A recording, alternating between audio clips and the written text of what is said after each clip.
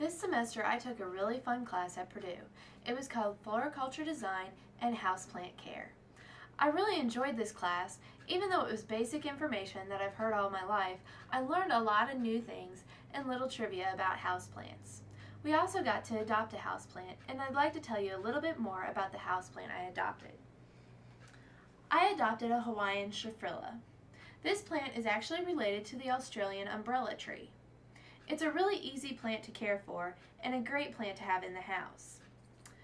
The Hawaiian Schifrilla takes medium to high light, so it was perfect for the east window in my apartment. It can be in an east window, a south window, or a west window. It also needs to be watered moderately, meaning you should let the soil dry between waterings.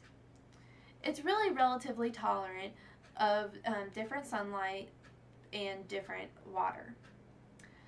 It also needs to be fertilized when it's growing. In the summertime, during its growth period, it needs to be fertilized every 2 weeks. In the wintertime, when there's less sunlight and there are shorter days, it does not need to be fertilized as often. It can only be fertilized once a month or maybe once every 2 months. The Hawaiian Schifrilla is really a neat plant because it can get up to 10 feet tall. However, my plant will not be 10 feet tall because I've pruned it. The Hawaiian Schifrilla can be pruned to be kept bushy. As you can see on the tip of this plant right here, I've cut it off, so it's not going to grow straight up tall, it will grow bushy around. This plant has really added a lot to my apartment. Plants help to recycle the air that we breathe, and so they make our living space more healthy. One thing that I have learned through the class is that if you have a house plant every 600 feet of your house, then it helps to clean the air by 5%.